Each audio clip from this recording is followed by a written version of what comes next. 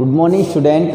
अब तक हमने पिछले वीडियो में जाना था समांतर श्रेणी के बारे में। समांतर श्रेणी के जितने भी जो हमारे फॉर्मूले थे हमने सभी उनको जान लिया था कि किस तरह से हम समांतर श्रेणी का सार्वंतर निकालते हैं, किस तरह से हम इसका nवां पद निकाल सकते हैं और किस तरह से उससे जो श्रेणी के पदों का योगफल निकाल सकते हैं। तो आज हम डिस्कस करेंगे इसकी जो हमारी एक्सरसाइज है, एक्सरसाइज 5.8 के बारे में।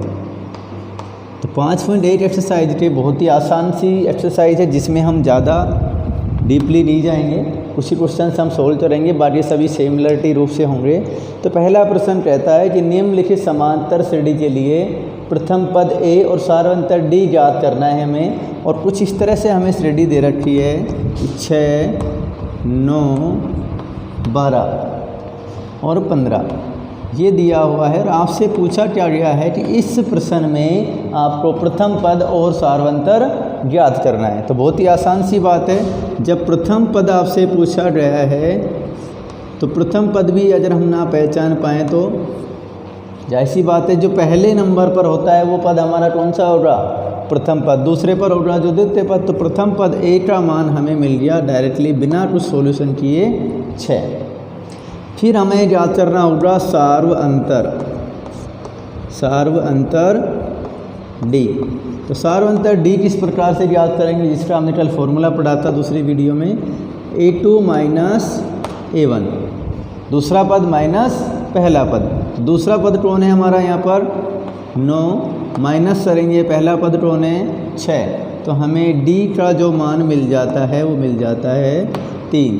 तो अतः करके हम लिख सकते हैं, अतः श्रेणी का प्रथम पद ए बराबर 6, सार्वंतर डी बराबर 3 होगा या है। क्लियर? तो बहुत ही आसान सा प्रश्न है, हम इसको आसानी से कर सकते हैं।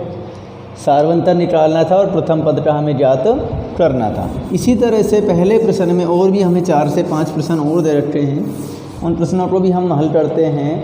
तो इसमें एक प्रश्न और हम हल कर लेते हैं, बाकी क्वेश्चन आप खुद सोल्व करना। प्रश्न ले रहा हूँ मैं इसका थर्ड प्रश्न में हमें दिया गया है कि 3/2, 1/2, फिर लिखा हुआ है -1/2 और फिर लिखा हुआ है -3/2।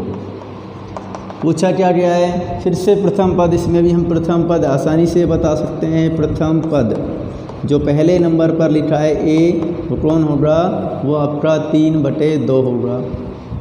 फिर आपसे पूछा गया है सार्वंतर। तो सार्वंतर का फॉर्मूला हम अभी बता के आए थे, डी बराबर क्या होगा? दूसरा पद माइनस पहला पद या A2 माइनस A1। A2 का मान हमने देखा, दूसरा पद हमारा 1/2 है, माइनस पहला पद हमारा 3/2 है। इसको जब सॉल्यूशन करेंगे तो लैसे ले लिया जाएगा, 2 और 2 का लैसे 2 ही आएगा। 2 का भाग 2 में एक बार 1 आया, -2 का भाग 2 में 3 1 3 आया। तो हमें जो मिल रहा है सार्वंतर वो मिल जाएगा -2/2 करने पर आपको मिला -1। क्लियर? तो इस तरह से हमने प्रथम पद को ज्ञात किया और सार्वंतर डी को भी ज्ञात कर दिया। लास्ट में लिखेंगे अतः प्रथम पद ए बराबर 3/2 और सार्वंतर डी बराबर -1 है। तो इसी तरह के आपके प्रश्न इसमें टोटल हमें दे रखे हैं 7 प्रश्न, तो आप खुद आसानी से सोल्व कर लेंगे। तो पहले प्रश्न को हम क्लियर तरीके से समझा पाए, जिसमें हमें केवल प्रथम पद और सार्वंतर ज्ञात करना था। बहुत ही आसान सा प्रश्न था। अभी सेकंड प्रश्न में क्या दिया हुआ है? अब हमें प्रथम पद और सार्वंतर दे रखे हैं। हमें दिया है यदि किसी समांतर श्रेणी के लिए प्रथम पद ए और सार्वंतर डी निम्नानुसार दिया है तो श्रेणी के प्रथम 4 पद हमें ज्ञात करने हैं। तो पहला ही प्रश्न हम इसका लिखते हैं। हमें ए बराबर इसमें पहले में -1 दिया हुआ है और डी का मान हमें 1/2 दिया है। क्लियर? तो इसके हमें श्रेणी के क्रमागत 4 पद पता करना है। तो सीधा हम प्रथम पद लिखेंगे। प्रथम पद जो कि हमने बताया था ए, और ए पहला हमें दे रखा है वो -1 है। फिर हम निकालेंगे इसका दूसरा पद। तो दूसरा पद का हमने फॉर्मूला पढ़ा था जिसको A2 लिखते हैं, वो होता है A1 + D या A + डी। तो हमने ए का जब मान लगाया तो ए हमें मिला ए -8 और प्लस में डी मिला 1/2। इसका भी हम 1 लगा कर लैसे लेंगे तो लैसे आता है 2, 1 दूनी 2, 2 एकम 2 -6, 2 प्लस में 2 एकम 2 1। तो आपको आंसर मिल जाता है -1/2। क्लियर। इसी तरह से हम इसका तीसरा पद ज्ञात करेंगे। तीसरा पद A3 वो हम ज्ञात कर सकते हैं। सीधा एक तरीका हमारे पास है कि A2 + D से या फिर A + 2D से भी आप इसको ज्ञात कर सकते हो। तो A2 अभी हमने दूसरा पद ज्ञात किया था -1/2, प्लस में D का मान हमारे पास है 1/2। तो -1/2 और 1/2 में जब ऐड होगा तो आपको 0 मिल जाएगा। क्लियर। इसी तरह से आगे हम बढ़ेंगे तो हमें चौथा पद ज्ञात करना है। चौथा पद, तो चौथा पद जो होगा वो होगा A4, जिसको हम निकाल सकते हैं तीसरे पद में D जोड़कर। A3 प्लस में D हमने जोड़ा तो A3 हमने अभी निकाला 0, D हमारा है 1/2। तो हमें चौथा पद क्या मिलेगा 1/2। तो अतः हमें लिख सकते हैं, अतः श्रेणी के प्रथम 4 पद, अतः श्रेणी के प्रथम 4 पद -1, -1/2, -0, -1/2 हैं। अभी हमसे 4 पूछे थे, अगर आगे और भी पूछे जाते इसी तरह हम आपका 5वां निकाल सकते थे, इसी तरह 6ठा निकाल सकते थे। तो यहाँ तक क्लियर हो पा रहा है। इसी तरह से हम आगे और भी बहुत सारे प्रश्न दे रखे हैं जिनमें हमें A दे रखा है और D दे रखा है और श्रेणियों के हमें प्रथम 4 पद ज्ञात करने हैं। तो आप बहुत आसानी से उन पदों को ज्ञात कर सकते हो। तो मैं इसका एक ही प्रश्न और आपको बताऊंगा, बाकी आप खुद से करेंगे। दूसरे का दूसरा प्रश्न मैं एक और ले लेता हूं आपके सामने, जिसके लिए मैंने ले लिया इसका 6ठा प्रश्न। इसका जो 6ठा प्रश्न है उसमें हमें A का जो मान दे रखा है वो है -1.25 और D का जो मान हमें दे रखा है वो दे रखा है -0.25। क्लियर। तो ये हमें एक प्रश्न दे रखा है, आसानी से आप कर सकते हो, लेकिन मैं फिर भी चला रहा हूँ। प्रथम पद आप इसी तरह निकालोगे। प्रथम पद A बराबर -1.25 हुआ। अब हम निकालते हैं दूसरा पद। तो अभी हमने एक फॉर्मूला पढ़ के आए थे। दूसरा पद क्या होता है, यदि प्रथम पद में D जोड़ दिया जाए, A में सार्वंतर D जोड़ दिया जाए तो हमें कौन मिलेगा, दूसरा पद। तो A का मान हम लगाएंगे -1.25, उसमें जोड़ेंगे -0.25, तो आपको -1.25 और ये प्लस और माइनस होंगे -0.25। जोड़ेंगे तो क्या मिलने वाला है, 5 और 5 10, 10 से 0 हासिल 1, 2 और 2 4 और 1 5, फिर हासिल नहीं आएगी और 1 का 1। तो आपको मिल जाता है -1.50। दूसरा पद मिल गया। इसी तरह हम निकालेंगे तीसरा पद। तीसरा पद कैसे निकलेगा, वो सेम वही प्रक्रिया, दूसरे पद में हम D को जोड़ देंगे। तो दूसरा पद हमें जो मिला वो मिला -1.50। इसमें हम ऐड करेंगे -0.25, तो हमें ये मिल जाएगा -1.75। क्लियर। इसी तरह से आप चौथा पद याद करेंगे। चौथा पद जो कि A4 होगा वो होगा हमारा A3 प्लस में D। तो A3 आपके पास में अभी आया -1.75, उसमें आप ऐड करेंगे -0.25, तो आपको जो आंसर मिलेगा -2.00 या जिसको हम लिख सकते हैं -2 हमें मिलने वाला है। क्लियर। तो ये हमारा प्रश्न नंबर 2 था, जिसमें हमें प्रथम पद और सार्वंतर दिया गया है, जिससे हमें क्रमागत 4 पदों को बताना था। आप इसमें कितने भी पद बता सकते हो, आगे पूछा जाता तो हम आगे भी बता सकते थे बहुत आसानी से। क्लियर। तो अब हमारा आगे जो प्रश्न है, प्रश्न नंबर 3, उसमें पूछा गया है कि नीचे कुछ अनुक्रम दिए गए हैं, जांच करनी है कि वो दिए गए अनुक्रम समांतर श्रेणी में है या नहीं। अगर वो समांतर श्रेणी में है तो हमें उनका सार्वंतर D पता करना है, और सार्वंतर D पता लग जाएगा तो अगले 4 पद और बता लें। तो जैसे हम पहला ही प्रश्न ले लेते हैं, तीसरे नंबर का पहला प्रश्न जो है हमारे पास वो है 2 सही, फिर 5/2, फिर है 3 और फिर है 7/2। क्लियर? 2 हो गया, 5/2, 3, 7/2, फिर हमारा डैश करके कॉमा लास्ट तक दिया हुआ है। हमें पता करना है कि ये जो श्रेणी या अनुक्रम है ये समांतर श्रेणी है या नहीं।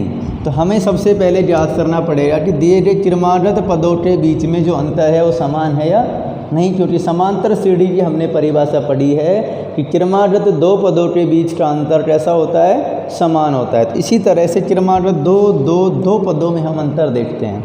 तो हमने सबसे पहले जांच की दूसरा पद माइनस पहला पद, A2 माइनस A1। A2 का मान हमने 5/2 लगाया और A1 का मान हमने फिर 2 लगाया।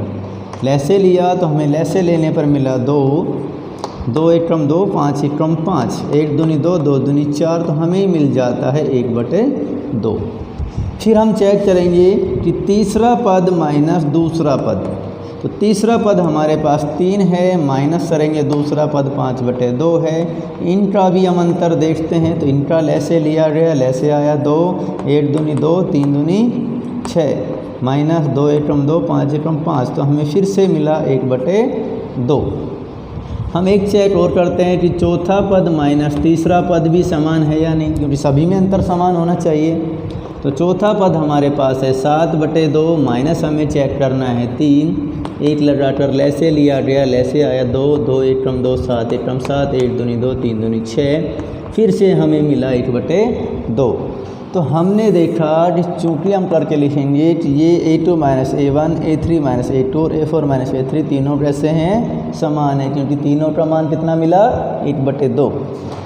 तो हमने लिखा कि A2 माइनस A1 बराबर है A3 माइनस A2 बराबर है A4 माइनस A3, किसके, 1/2 के।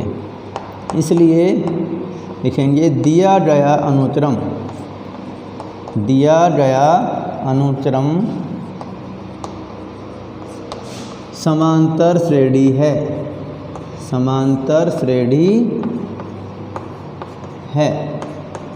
इसलिए सार्वंतर जो हमें मिला, सार्वंतर D वो कितना होगा, जो सभी पदों के बीच का अंतर है वो 1/2 होगा।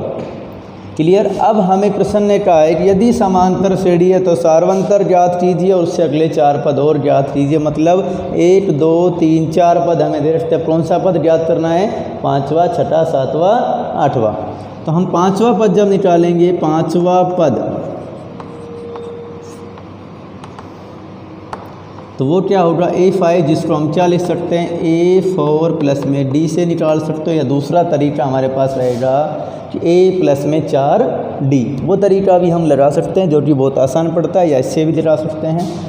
A4 का मान हमें अभी पता है कितना है, 7/2, और D का मान हमारे पास 1/2। हल किया, लैसे 2 आया, 7 प्लस 1 आया, आगे मिला 8/2 करने पर हमें मिल गया 4। क्लियर? इससे आगे हम इधर देखते हैं। हमने निकाला छठा पद जो कि A6 होता है हमारा, वो होगा हमारा A5 प्लस में D। A5 अभी हमने निकाला 4 प्लस D का मान 1/2। फिर से हम लैसे लेंगे, लैसे आया 2, 1 दूनी 2, 4 दूनी 8 प्लस 1 करने पर हमें मिल गया 9/2। ऐसे ही आपका A7 निकालेंगे तो वो A6 प्लस में D होगा। A6 का मान हमने 9/2 निकाला है, प्लस D का मान 1/2। फिर आगे लैसे लेंगे, 2 आएगा, तो 9 प्लस 1 करके 10/2 करने पर आपको 5 मिलेगा। और लास्ट 8वां पद और याद कर देते हैं, तो 8वां पद होगा A7 प्लस D। A7 का मान अभी 5 प्लस 1/2 करेंगे, 1 लगाएंगे, तो लैसे हमारा 2 आया, और 2 का भाग दिया 10 प्लस में 1 करने पर हमें मिला 11/2। तो इस तरह से हम इस प्रश्न को करेंगे। सबसे पहले हम जांच करेंगे कि समांतर श्रेणी है या नहीं, तो उसके लिए दूसरा पद माइनस पहला पद जो देखेंगे, तीसरा पद माइनस दूसरा पद देखेंगे। सभी अगर समान आते हैं तो समांतर श्रेणी होगी, तो सार्वंतर भी पता लग जाएगा। उससे फिर अब अगले पद हम इस तरह से निकाल सकते हैं। अगर ये पहला ही अंतर समान नहीं आता तो हमें आगे सवाल को करना ही नहीं है, हम तुरंत रहेंगे कि समांतर श्रेणी नहीं है। जैसा कि हम एक प्रश्न अभी लेते हैं, अगला प्रश्न जो है हमारा दूसरा प्रश्न है, वो बहुत आसान है। उसमें लिखा हुआ है -1/2 कोमा -1/2 कोमा -1/2। तो ये भी एक समांतर श्रेणी है, क्योंकि इन सभी पदों के बीच में अंतर जो है वो 0 है। आप देख सकते हैं आसानी से। तो अंतर 0 है तो उसके बाद आने वाले सभी पद भी जाएंगे -1/2 -1/2 -1/2। क्लियर। तो मैं उस प्रश्न को नीचे आ रहा हूँ। प्रश्न नंबर 2 का तीसरा प्रश्न कर रहे हैं, जिसमें लिखा हुआ है a, a², a³ a4। और हमें जांच करनी है कि ये समांतर श्रेणी है या नहीं। तो जांच करेंगे समांतर श्रेणी किस प्रकार से। सेम हमें वही पैटर्न लगाना है कि दूसरा पद माइनस पहला पद करेंगे तो क्या आएगा a² - a। तो बहुत से बच्चे यहाँ गलती करेंगे, a² - a को लिख देंगे a, जो कि गलत है। वो अगर 2a - a होता तो a बचता। ये स्क्वायर है इसलिए इसको हम सोल्व नहीं कर सकते। अगर करना भी है तो हम a कॉमन लेकर यहाँ लिखेंगे a-1। दोनों में से a को हम कॉमन ले सकते हैं, बाहर ले सकते हैं। तो यहाँ से a बाहर जाएगा, a बचेगा, और ये a बाहर जाके 1 बच जाएगा। फिर हमने चेक किया कि a3 - a2, तीसरा पद माइनस दूसरा पद चेक किया तो हुआ a³ - a²। फिर से देखा, फिर से घट नहीं रहा है तो हमने a² कॉमन लिया, बचा इधर से a - 1। देखा कि पहला जो अंतर है और दूसरा अंतर है वो दोनों बराबर नहीं आ रहे हैं। इसमें a-1 तो लिख यहाँ a है और यहाँ पर a² जो कि अलग अलग है। तो हम यहाँ पर लिखेंगे चूंकि करके a2 - a1 बराबर नहीं है a3 - a2 के। अगर ये बराबर आते तो हम तीसरा भी चेक करते, लेकिन यहाँ 2 ही बराबर नहीं है तो आगे सवाल करने की ज़रूरत नहीं है। तो हम लिख देंगे इसलिए दिया गया अनुक्रम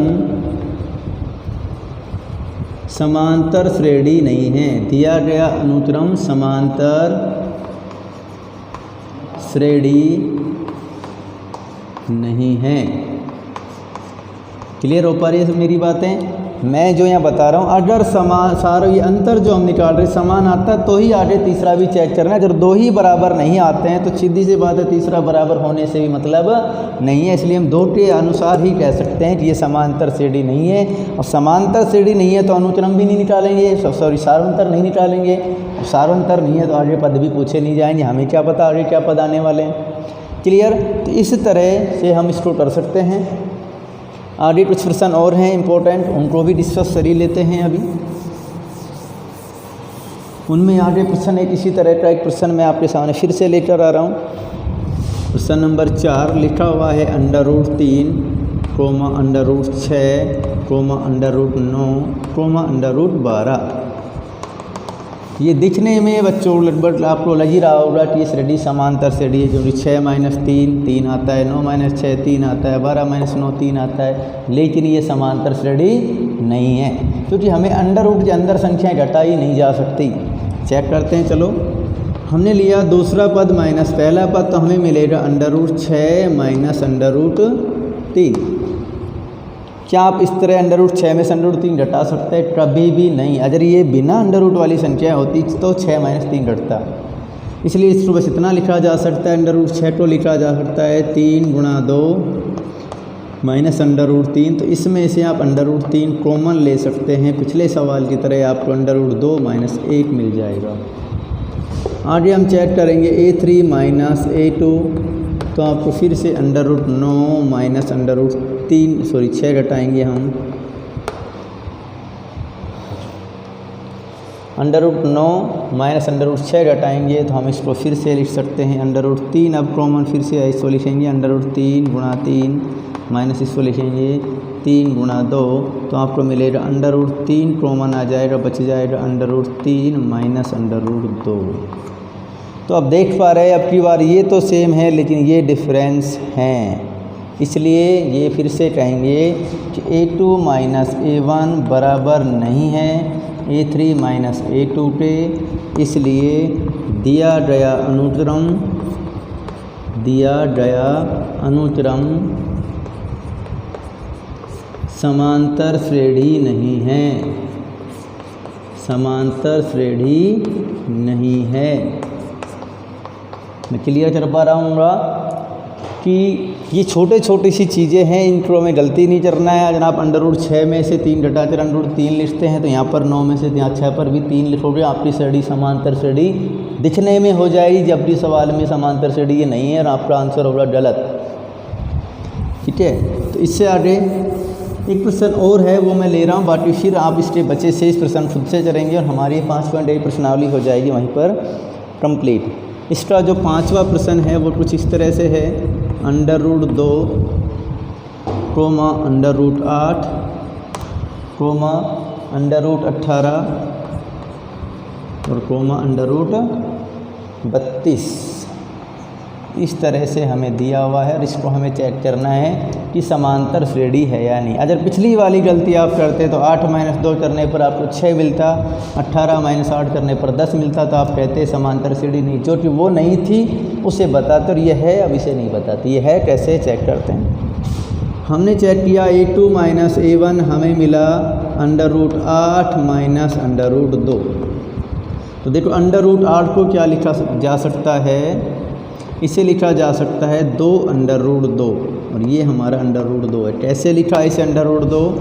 8 को आप लिख सकते हैं इस तरह से √ में 4 × 2, 4 का वर्गमूल 2 आ गया और √ बच गया 2। तो ये आप √8 को लिख सकते हैं 2√2।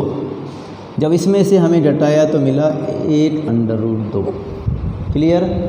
इसी तरह हमने चेक किया A3 माइनस A2 तो बना √18 माइनस √8। इसी प्रकार से √18 को लिखा जा सकता है 3√2, ये हमारा है 2√2, घटाने पर मिलेगा 1√2। अब 18 को 3√2 कैसे लिखा? 18 बनेगा 9 × 2, 9 का वर्गमूल आएगा 3 और √2 का नहीं आता इसलिए हमने 3√2 लिखा। और 8 का सेम अभी बता चुके हैं 2√2, घटाने पर मिला √2।